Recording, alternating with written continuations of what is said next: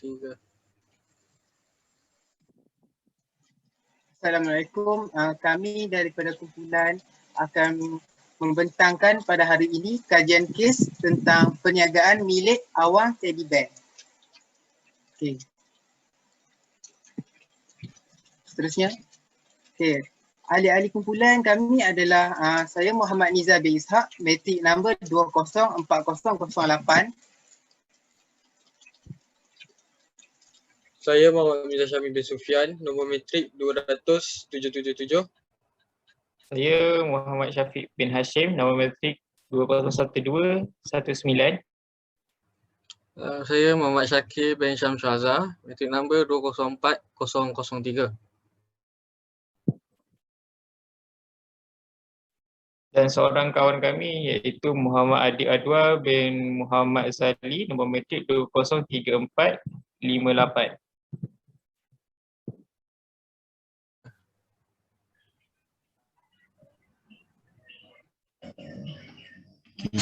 Baik, kita pergi kepada abstrak. Baik, kita masuk kepada abstrak. Okay. Untuk prinsip perakaunan ni adalah aktiviti penyampaian maklumat kewangan bagi sesebuah entiti perniagaan kepada pengguna yang berkepentingan seperti pemegang saham, pengurus dan sebagainya. Dan prinsip perakaunan ini juga merupakan satu panduan dalam catatan perakaunan yang ditetapkan oleh Badan Perakaunan. Tajuk kajian kes bagi kursus ini adalah tentang perniagaan milik awang teddy bear. Objektif yang digunakan dalam kajian kes ini ialah untuk menganalisis proses perakaunan untuk perniagaan dan mengembangkan sistem perakaunan bagi perniagaan kecil dan sederhana. Kedua-dua objektif dipilih kerana untuk mengkaji dua aspek tersebut. Seterusnya, selain itu, kajian ini dijalankan secara dalam talian bersama dengan seorang anak kepada pemilik perniagaan awang teddy bear ni. Tambahan lagi, kaedah yang digunakan untuk menyiapkan kajian kes ini ialah melalui sesi temu bual secara dalam talian dengan menggunakan platform Google Meet. Dalam kajian ini, kami telah mengenal pasti proses perakaunan bagi perniagaan milik awang teddy bear ini. Selain itu, kami juga dapat mengetahui perkembangan sistem perakaunan bagi perniagaan kecil dan sederhana ini. Baik. Secara kesimpulannya, daripada kajian kes ini kami telah mengetahui tentang proses dan sistem perakaunan perniagaan awang teddy bear ini.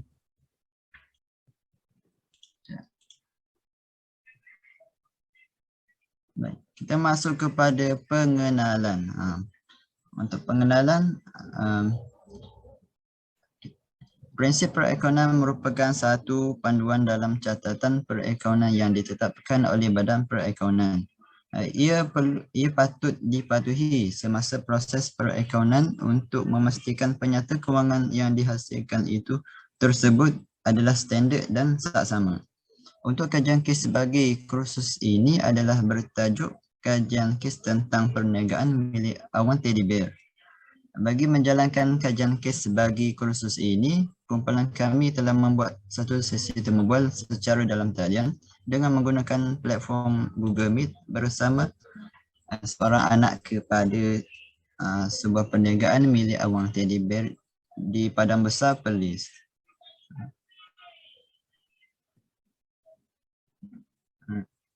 Dan seterusnya, tujuan temu bual ini diadakan adalah untuk mendapatkan segala data dan maklumat berkaitan perniagaan milik awang teddy bear ini untuk mendapatkan hasil dapatan kajian bagi kajian kes ini. Tambahan lagi, kaedah yang digunakan untuk menyiapkan kajian kes ini ialah melalui sesi temu bual secara dalam talian dengan menggunakan platform Google Meet. Dalam kajian ini, kami telah mengenal pasti proses perakaunan bagi perniagaan milik awang teddy bear ini. Selain itu, kami juga dapat mengetahui perkembangan sistem perekonomian bagi perniagaan kecil dan sederhana. Okay. Secara kesimpulannya, daripada kajian kes ini juga kami telah mengetahui tentang proses dan sistem perekonomian perniagaan awang teddy bear ini. Baiklah.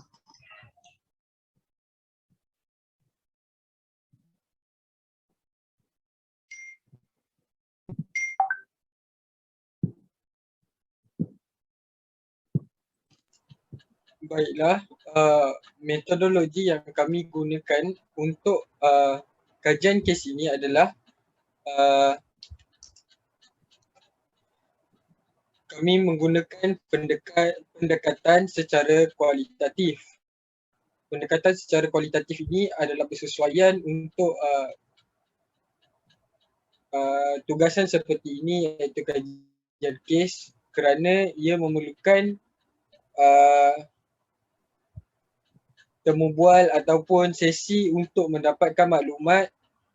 Lalu daripada maklumat yang kami dapat itu, kami akan analisis dan membuat perbincangan seterusnya untuk mendapatkan penyelesaian bagi isu-isu yang telah timbul.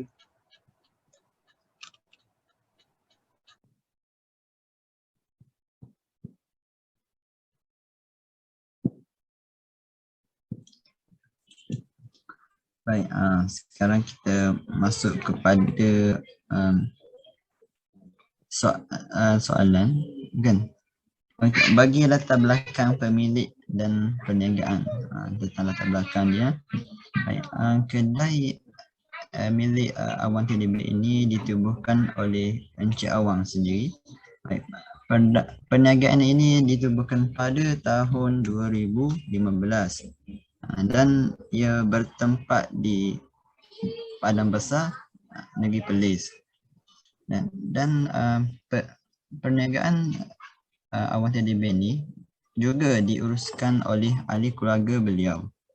Dan seterusnya kita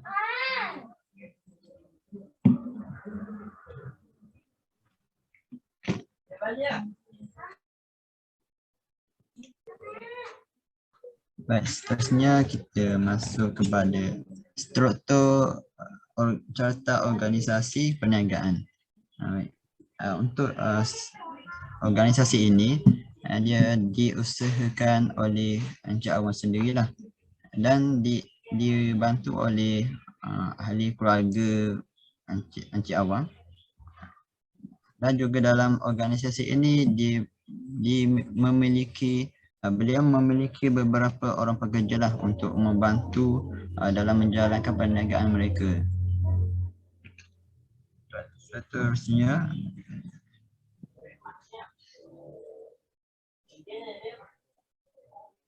untuk operasi perniagaan pula. Untuk operasi perniagaan awang teddy bear ini, dia dibuka selama 5 hari dalam seminggu. Iaitu mulai hari Ahad sehingga Khamis.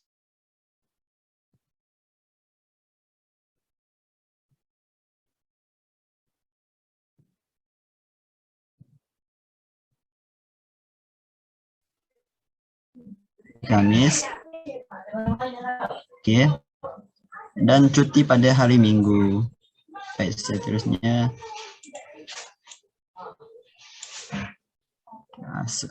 sumber pembiayaan perniagaan. Baik, untuk sumber pembiayaan perniagaan ini, perniagaan awang mendapat hasil perniagaan daripada pembelian pelanggan. Maksudnya daripada pelanggan datang membeli ke kedai mereka, akan dapat jualan dan juga pendapatan lah. Dan kami difahamkan untuk sumber-sumber lain beliau tidak menyatakan daripada sumber pendapatan yang lain.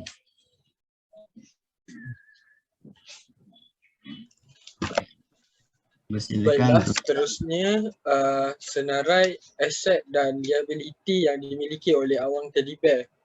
menurut anak pemilik yang juga pengurus kepada kedai tersebut, mereka tidak mempunyai banyak aset yang dimiliki oleh perniagaan tersebut. Walau bagaimanapun mereka ada menggunakan aset peribadi untuk kegunaan perniagaan. Berikut adalah senarai aset yang dimiliki oleh perniagaan awam Teddy Bear. Yang pertama, kedai, kenderaan iaitu lori, inventory iaitu stok barangan mereka, belian, barangan niaga, seterusnya peralatan kedai, perabot kedai, tunai dan akaun bank perniagaan. Bagi liability pula, pada awal perniagaan mereka ada menggunakan dana daripada pinjaman bank. Walau bagaimanapun, kami difahamkan mereka telah berjaya membayar semula hutang tersebut, dan seperti yang telah dinyatakan, perniagaan ini dibiayai oleh hasil jualan mereka. Mereka tidak lagi bergantung kepada pinjaman bank. Dan antara hutang yang mereka tanggung adalah hutang kepada pelbagai pembekal. Seterusnya, jumlah tunai runcit yang diwujudkan hanyalah RM100. Jumlah yang kecil ini adalah untuk memudahkan urusan secara tunai dan urusan yang dalam jumlah yang terlalu kecil untuk digunakan dalam cek ataupun akaun bank. Walau bagaimanapun, penggunaan sistem tunai runcit ini mengundang kepada risiko kecurian dan keterisan. Jenis transaksi yang digunakan oleh perniagaan awam Teddy Bear adalah kebanyakannya adalah transaksi tunai. Majoriti boleh dikatakan semua urusan jualan hanyalah menggunakan transaksi tunai, dan begitu juga kebanyakan urusan belian yang dilakukan di Thailand, mereka lebih cenderung untuk menggunakan transaksi secara tunai berbanding kredit, melainkan urusan belian tersebut berlaku dengan pembekal-pembekal yang lazim mereka berurusan. Seterusnya, hasil dan belanja. Hasil yang diperolehi oleh perniagaan awam Teddy Bear berpunca daripada jualan, dividen bank, pulangan belian, diskaun daripada pembekal. Seterusnya, belanja yang ditanggung oleh perniagaan awam Teddy Bear untuk kos operasi mereka adalah barang niaga, promosi, utility, kos penghantaran barang niaga, susut nilai kenderaan, diskaun diberi, gaji dan upah pekerja mereka, kos penyelenggaraan kedai dan kenderaan, akhir sekali cukai pendapatan.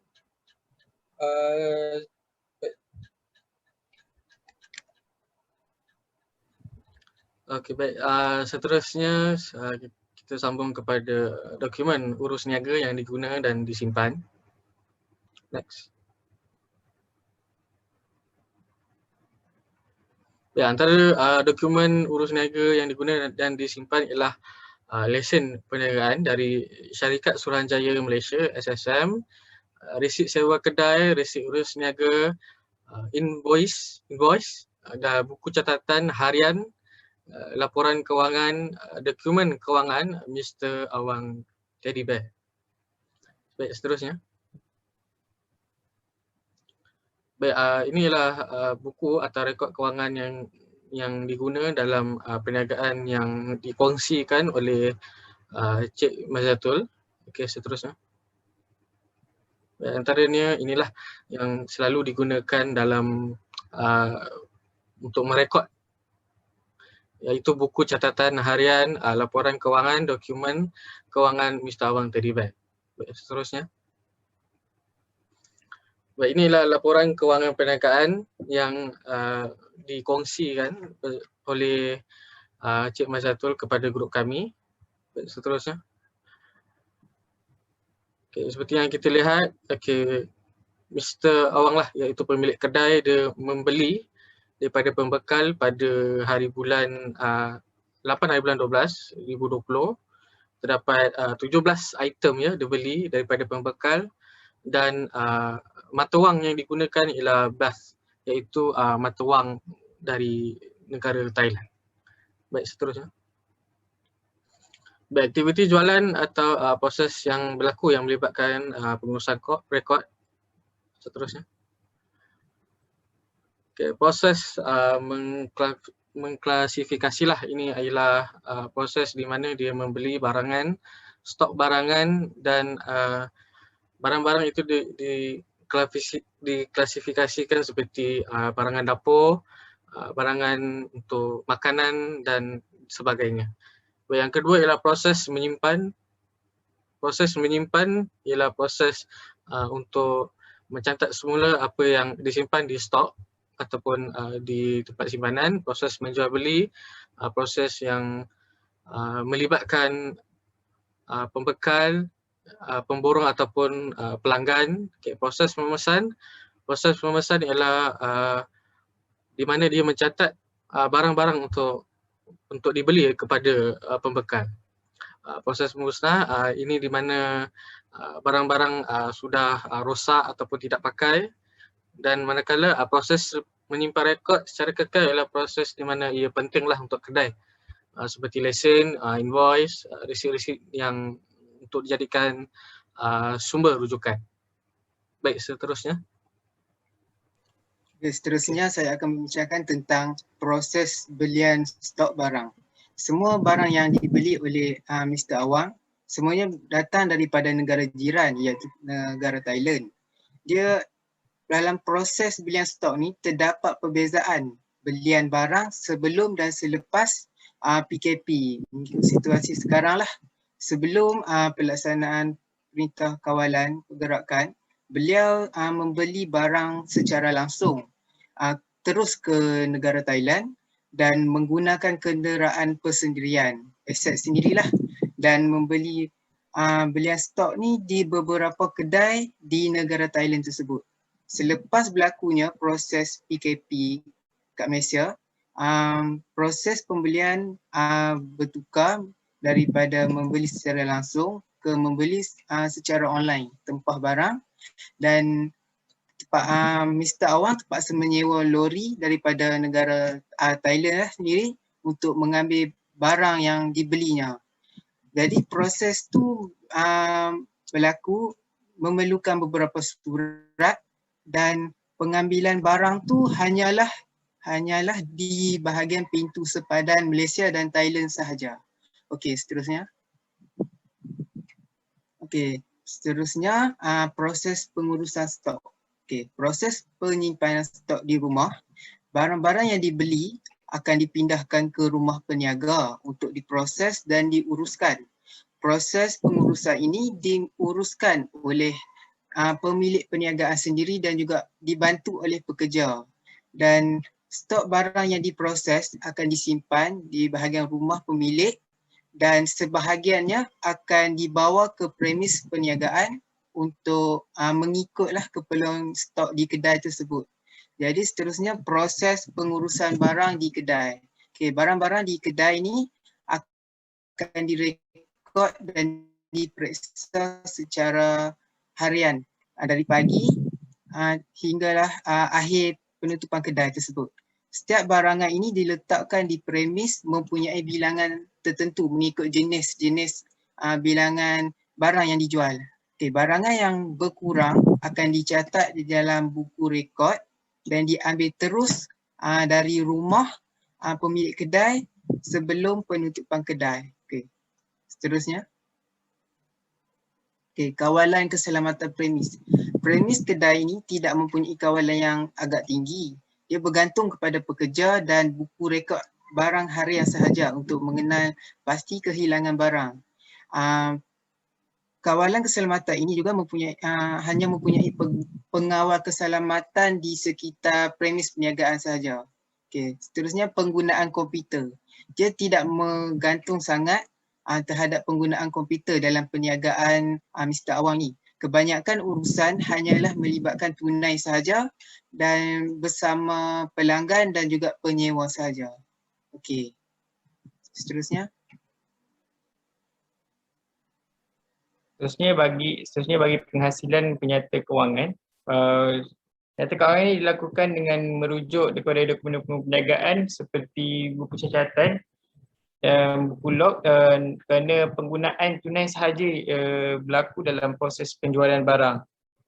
So kat sini dia juga menyimpan dokumen itu selama lebih kurang 7 tahun seperti resit dan resit penjualan, resit pembelian barang. Dan seterusnya dia akan memanggil juraaudit untuk memeriksa sebelum dihantar ke Pesuruhjaya Syarikat Malaysia SSM. Seterusnya, bagi pengiraan zakat, seperti yang kita tahu, perniagaan Awang Teddy Bear ialah 100% adalah milik Muslim. Oleh yang berkenaan, zakat perniagaan perlu dikeluarkan oleh syarikat. Dan zakat ini dikira daripada akhir tahun, iaitu pada contoh tempoh haul dengan menggunakan kaedah modal kerja. Ini kerana ini merupakan syarikat enterprise dan antara rumus kaedah modal kerja ialah aset semasa akan tolak dengan liability semasa. Jumlah tu akan dikalikan dengan peratus pemilikan saham Islam, iaitu 100% milik Encik Awang dan akan dikalikan dengan 2.5% daripada jumlah bersih, untung bersih perniagaan pada tahun tersebut. Seterusnya, bagi cabaran dalam pengurusan kewangan, kita lihat yang pertama ialah penyimpanan rekod yang tepat. Dan penggunaan tunai kadang-kadang penyimpanan rekod tidak berlaku. Kadang perniagaan hanya mengambil barang dan bagi duit dan terus pergi tanpa mencatatkan apa-apa. Dan sebenarnya cabaran ialah dalam mengumpulkan wang. Seperti yang kita tahu tadi, kawan saya ada cakap yang perniagaan ni mudah ada risiko untuk kehilangan wang tunai. Oleh yang berkenaan, itu merupakan satu cabaran dan kadang-kadang dalam urusan jual beli menggunakan tunai ni, kita terlebih beri baki ataupun kurang menerima baki, dan itu seterusnya akan memberi kesan kepada tunai perniagaan. Dan akhir sekali adalah kurang kemahiran dalam pengurusan bank. Dan ini semestinya akan menyebabkan segala proses merekod itu adalah tepat dan prosesnya tidak menggunakan komputer, hanya tulis pada buku catatan sahaja. Seterusnya, cadangan untuk sistem perikanan yang pertama menggunakan charter account, di mana setiap transaksi itu diletakkan nombor transaction seperti contohnya untuk transaksi aset menggunakan nombor 1000 sehingga 19999. Dan begitu dengan liability menggunakan nombor 20000 sehingga 2999. Seterusnya akan disambung dengan equity pemilik 3000. Dan pendapatan akan mula daripada 4000 dan pembelanjaan akan mula pada 5000. Ini adalah contoh untuk membuat charter account. Okey, seterusnya bagi penggunaan dokumen, seperti kita tahu kebanyakan proses penjualan dan pembelian adalah menggunakan wang tunai. Oleh itu, penggunaan resit rasmi memangnya perlu bagi mencatat segala proses pembelian dan pembelanjaan. Dan seterusnya untuk invoice. Invoice digunakan untuk pembekal ataupun pembelian barang perniagaan secara hutang seperti yang disebutkan oleh kawan saya tadi. Dan seterusnya untuk memo diperlukan untuk memasukkan modal tambahan kepada perniagaan ataupun mengambil barang perniagaan oleh pemilik syarikat lah. Dan seterusnya untuk buku catatan pertama menggunakan buku tunai sebab kebanyakannya semua urus niaga menggunakan tunai ataupun cek. Oleh itu buku tunai, catatan buku tunai iaitu buku tunai adalah sangat diperlukan untuk merekod segala jenis pemberian, penerimaan atau pembayaran tunai. Seterusnya untuk journal am. Journal am ni kita gunakan untuk mencatat seperti ambilan atau masuk modal, dan biasanya menggunakan journal khas iaitu bagi jualan atau pembelian secara kredit. Seterusnya dah habis. Okey, seterusnya saya akan membincangkan tentang cadangan penambahbaikan perniagaan. Okey, berdasarkan kepada hasil temubual kami bersama dengan Cik Maizatul, kami mendapati beberapa penambahbaikan yang boleh dilakukan oleh perniagaan Encik Maizatul sendiri. Yang pertama sekali adalah meningkatkan tahap keselamatan premis. Okey, iaitu dengan menyediakan kamera CCTV di premis perniagaan. Kerana kamera CCTV ini dapat mengurangkan kejadian kecurian dan ketidakjujuran pekerja itu semasa bekerja di premis. Dengan CCTV ini juga dapat memudahkan urusan pengecaman orang yang mencuri barang-barang tersebut. Okay, seterusnya adalah menggunakan komputer dalam urusan perniagaan. Okay, dalam penggunaan komputer ini, Encik Maizatul dapat menyimpan maklumat niaga di dalam komputer dengan lebih efisien dan selamat, dan ini dapat mengelakkan daripada kehilangan maklumat barang-barang ataupun stok rekod tersebut.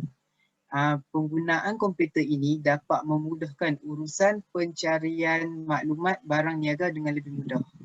Okay. Yang ketiga adalah menggunakan mesin duit dalam penggunaan perniagaan. Penggunaan mesin ini dapat membantu perniagaan milik Mr. Awang dalam menyimpan duit dan mengelakkan kejadian kecurian dan mengelakkan kekeliruan dalam pengiraan wang dan dapat mempercepatkan urusan jual beli barang. Okay, yang terakhir sekali, cadangan yang perlu ditambah baik dalam perniagaan ini adalah menjalankan perniagaan secara online. Perniagaan online ini amatlah sesuai dijalankan pada situasi pandemik sekarang, dan perniagaan online dapat menjana pendapatan pemilik perniagaan dengan meningkatkan kemahiran perniagaan secara online, dan perniagaan ini akan mendapat pelanggan 24 jam walaupun di luar premis perniagaan.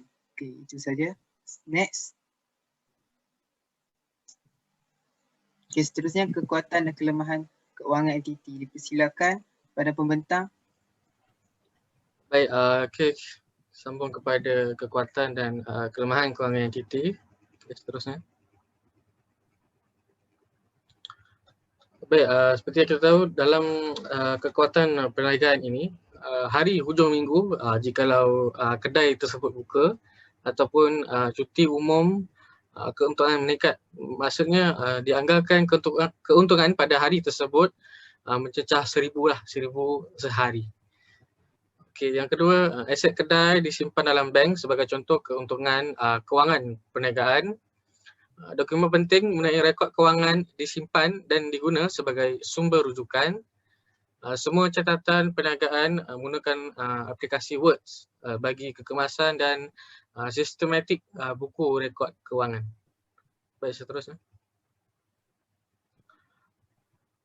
Baik, kelemahan dalam kewangan entiti perniagaan tersebut, hari Minggu keuntungan tidak memuaskan seperti hari hujung minggu lah, hari orang yang bercuti ataupun cuti umum. Dan kedai dibuka pada waktu 9 pagi hingga 6 petang. Seterusnya sukar untuk bayar gaji pekerja ketika pandemik dan berbincang mengenai barang. Yang seterusnya bayar gaji pekerja menggunakan wang tunai saja. Mereka tidak menggunakan apa-apa transaksi yang melibatkan internet banking, dan mereka sukar untuk beli stok barang kerana sempadan antara Malaysia dan Thailand ditutup kerana SOP bagi mengelakkan penularan wabak COVID-19. Dan seterusnya semua urusan pembelian dengan pelanggan dalam bentuk wang tunai. Mereka tidak menggunakan apa-apa transaksi yang melibatkan kredit ataupun tidak menggunakan e-wallet pada zaman kini. Baik, itu saja daripada saya. Seterusnya. Secara kesimpulannya, kami dapat nilai bahawa sistem kewangan yang digunakan oleh perniagaan Mr. Awang Teddy Bear adalah bergantung kepada buku dan kertas-kertas dokumen yang secara fizikal mereka masih lagi tidak berubah dan mula berubah ke arah pendigitalan maklumat kewangan mereka. Oleh itu, kami menyeru untuk peniaga kecil dan sederhana untuk berubah ke arah sistem rekod kewangan yang lebih sistematik dan dipercayai, iaitu dengan melakukannya secara digital. Hal ini akan memudahkan mereka untuk diaudit dan pengurusan rekod kewangan mereka akan lebih teratur dan akan mampu menjadi punca kepada pengembangan perniagaan mereka. Baiklah, itu sahaja daripada kami. Terima kasih. Assalamualaikum. Sekian, terima kasih.